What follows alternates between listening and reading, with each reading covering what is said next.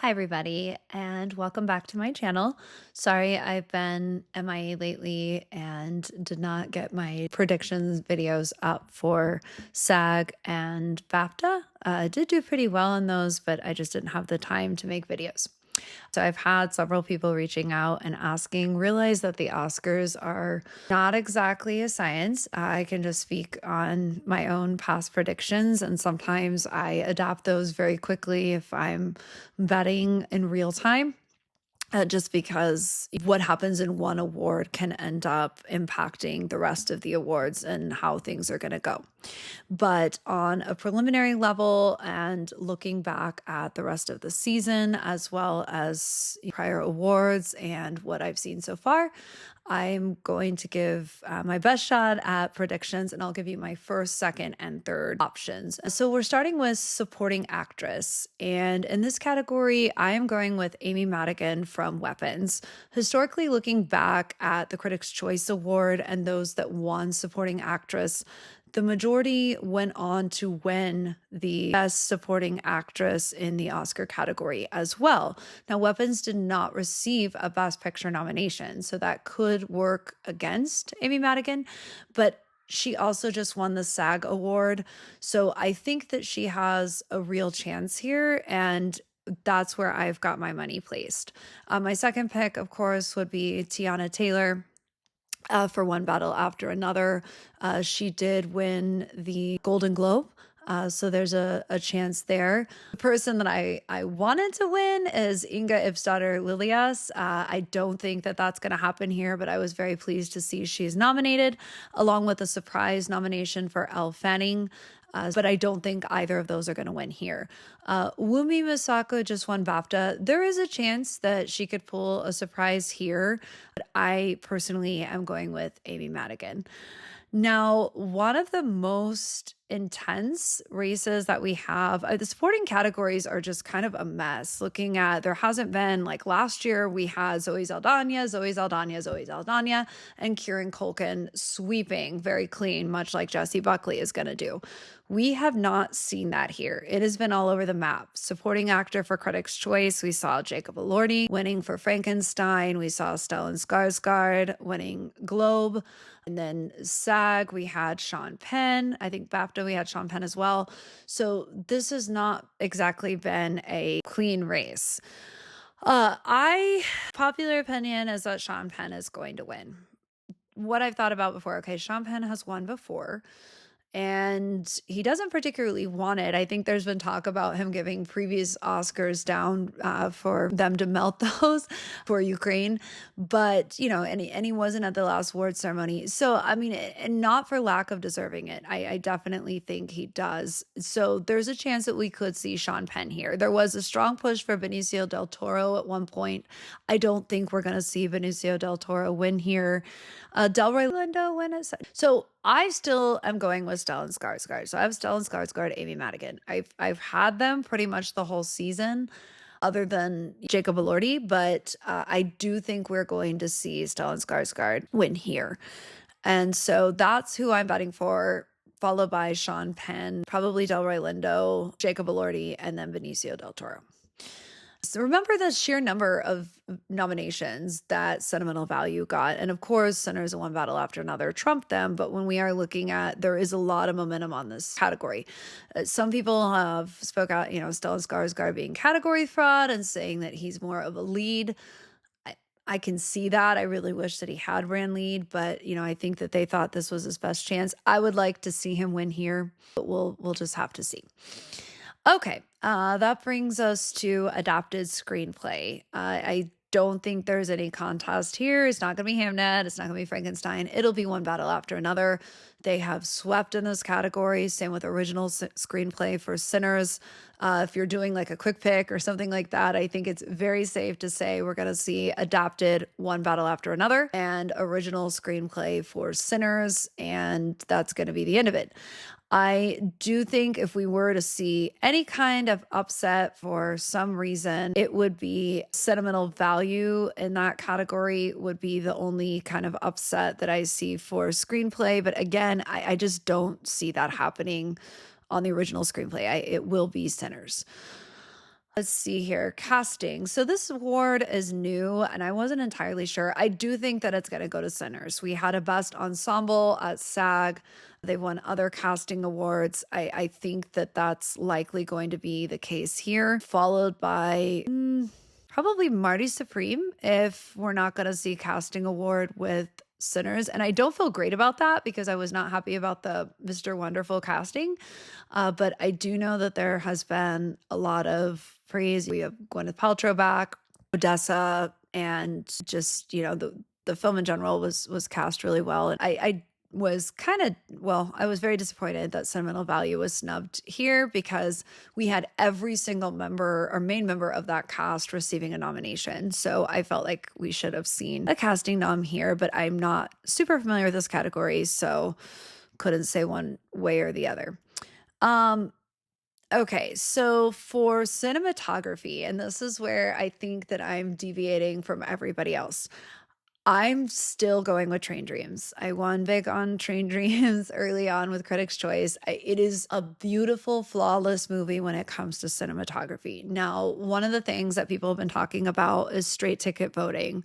So we have one battle after another that's pretty much just sweeping everything across the awards, where people that are maybe less familiar with these categories or didn't give us enough time and attention to the other films are straight ticket voting. They're doing one battle for film, one battle for actor, one battle for all the technical categories. But if we're looking at sheer merit and we're voting on that, it is Train Dreams all day long. And then even, this might not be as popular of opinion. After Train Dreams, I personally would go with Sinners in the cinematography category because there are stunning elements to that. One battle after another does use VistaVision. I mean, it's very cool. I mean, I guess on some aspects you could compare it to what we saw last year with The Brutalist, which did win cinematography. But I personally do think that we could have a long shot here and see Train Dreams, followed by OBAA Sinners. Probably going to be wrong on that one, but it's worth putting my money for me. Costume design, clean sweep, it'll be Frankenstein. That's what it is. Second pick, I have Sinners, followed by Hamnet. I do think it's going to be Frankenstein. It's really crazy that they snubbed Wicked here, and even Avatar got a costume award, which was kind of blew my mind when they were making those announcements, but it is what it is. Film editing, one battle after another has been doing incredibly well here, and I think that that's a precursor for Best Picture. I did think that this would go to F1 early on. It still could. Remember, F1 did get more nominations than we thought, even got a Best Picture nomination. I wouldn't count it out. They have 90% chance or something like that across most of the polls for OBA. I think it's worth looking at a long shot for F1. It'll probably be one battle after another. Don't discount Sinners, though. Makeup and hair, Frankenstein. And I was so happy. I actually won on The Ugly Stepsister when they were announcing nominations. I had done some research, had watching that, and when they called that out, I was like, yes, we got it. But it'll be Frankenstein. Makeup and hair in this film are so on point, so absolutely flawless. Makeup is flawless. But it's beautifully done, well executed, and I 100% agree that it is going to be Frankenstein. Same with set design, production design. I think that they are going to have a very strong pool for these creative arts categories that we're going to see them winning. We could see some kind of upset for Sinners, and then, but I do think that it will be Frankenstein. Score, not my pick. It's going to be Sinners. It has won, I believe, every score award, and I have my own theories as to that. I personally believe that it is because we have K-pop Demon Hunters for Golden that is definitely going to win Best Song, and therefore the Sinners with the score is, a way to honor the music within that film. I really loved the Frankenstein Alexander Desplat score the most, and I actually really liked the Hamnet score as well. We did not see Hans Zimmer here for F1, which I really would have liked to have seen, but it will go to Sinners, followed likely by BAA and then Hamnet. And unfortunately, Alexander Desplat is just not going to win this year. Song is going to be K-pop Demon Hunters Golden. I don't think I mean, there's Sinners, I Lied to You if they wanted to pull an upset. But we're also going to see K-pop Demon Hunters winning Best Animated Film, followed by Zootopia 2 and Little Amelie. But it will be K-pop Demon Hunters winning Best Animated Picture as well as Best Song. Well deserved, in my opinion. Sound. So this is where, F1 is considered a lock. If anybody has seen Surat, that is what I think will win. It was also nominated for the Best International Film category. That movie is a sound revolution. That's what it is described as, and I think it deserves it. I mean, F1 is likely to beat them here, just because of how well known that film is and just the volume of people that have seen it. But I personally am still gonna go with Surat, just in the chance that it pulls it out, based on the what deserved it category, unless people again are doing that straight ticket voting, which is what it is. Visual effects is going to Avatar, Fire and Ash, and I don't think there's any disputing that. And then I have F1 and Sinners after that. Documentary film. So I had Mr. Nobody against Putin originally. I still think that could happen here. I loved The Perfect Neighbor. Was so happy to see all the momentum behind it. That film was amazing. I told everybody I knew to watch it. But I'm gonna go. I think I'm gonna go with Perfect Neighbor on this one, followed by Mr. Nobody against Putin and The Alabama Solution. That's what I have there. International film. I'm sticking with sentimental value here. I know there's a lot of pull for The Secret Agent, and that is a possibility. We do have a Best Actor nomination for Wagner Moura, and we have a Best Picture nom. But Sentimental Value received an editing nomination. It received a directing nomination. It received 4 acting nominations, and it received a Best Picture nomination, which to me means that this film is not going home empty-handed. I'm hoping that we're going to see the Stellan Skarsgård win there, but I do think that we are going to likely see Sentimental Value win the Best International Film category. I personally would probably give this film right up at the top for Best Picture, but that's not going to happen. I do think we are going to see it take international. It's relatable, and just the sheer number of nominations are going to pull that out. And we did have I'm Still Here with the Brazilian film, which had a very strong presence last year, and we did see that win. But, so it could be Secret Agent, followed by It Was Just an Accident that we see in third place. But Sentimental Value for me is what we're going to see. And again, this could change. Like depending on what we see in the wins, if Wagner Moura pulled out an Oscar win for whatever reason, then maybe that changes throughout the awards. So be prepared to adapt. I personally will be in Denmark when this happens. And so watching from there and trying to figure out what's going to win. But who knows? So Butterfly is what I have for animated short. I did get to see, I think, most of these in animated film screening, but it would be Butterfly followed by The Girl Who Cried Pearls, and then I have Forever Green. So we'll have to see there. A documentary short, I don't think that I got to see these. So I'm going to abstain from this category, and not because it's not important, but just because I think the only one that I actually saw here was All the Empty Rooms. Live action short, I'm going to abstain in this category because I did not watch all of these. Okay, that brings us to Timothy Chalamet no on most things. Timothy Chalamet no. I did so on BAFTA, won there. Timothy Chalamet no on SAG, because everyone kept going on and on about how he was going to be one of the only person ever to win a back-to-back Best Actor win for a major category film. That was not going to happen. I mean, last year was an upset when he won against Brody, but remembering Brody had been in that situation before, so looking back, that made sense. But that was not going to happen here. I knew it, and I had a lot of people arguing with me, and I put money on Timothée Chalamet no very early on and won in that category. I didn't even have to vote for who was going to win. I did actually have money, yes, on B. Jordan, but just betting no on Chalamet paid off for the SAG. I still think that we're going to see Michael B. Jordan. I think that he is likely to win the Oscar.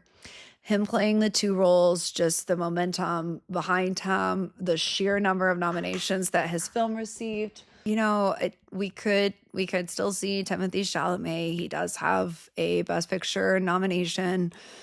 And if, Marty Supreme is not going to win Best Picture, I don't think that the opera ballet thing is going to have much at play here. I think that interview was aired or was before Oscar voting, but nobody had seen it. I mean, was it really, really stupid to say? Yes. But I mean, do I think that it even hurts his chances here? No. But I mean, I think there's other things that hurt his chances besides that. I personally find his speeches to be alienating, and I know other people may not. I do think he's toned it down a little bit from last year, but I don't know that we're going to see him take a win here. I do think Michael B. Jordan is likely. I know that, Vegas odds are still in favor of Chalamet, but we'll just have to see. Who I would like to see win is Ethan Hawke. He was nominated, I believe, across the board, but hasn't won anything so far. And I think that his presence in Blue Moon, it was a lifetime performance. Maybe the nomination is the win here for him, but I would really very much like to see him take that home, and maybe enough people will vote and say, yeah, we would like to see that too. But I think it's going to come down to Michael B. Jordan and Chalamet here. Best Actress, I don't even think is worth discussing. It's Jessie Buckley. She's pulling the same thing we saw with Zoe Saldana supporting last year. It's been BAFTA, SAG, Golden Globe, Critics' Choice. She even won the SAG, being British, and took that home. So I don't think there's going to be any surprise. It's Jessie Buckley, and well deserved. Her performance in Hamnet it wrecked me. It was flawless, beautiful performance. And I don't think her thing on Cats is really going to impact voters. It might affect her Reddit karma, but it's not going to affect the Academy voters in any way. I did have money on Kate Hudson for nomination, so kudos there. Was happy to see I don't see her or Emma Stone winning. I have Jessie Buckley. If there were ever going to be a long shot, it would be Rose Byrne, followed by Renate Reinsve. But it'll be Jessie Buckley. Okay, so that brings us to director, and that will be Paul Thomas Anderson. It's his year.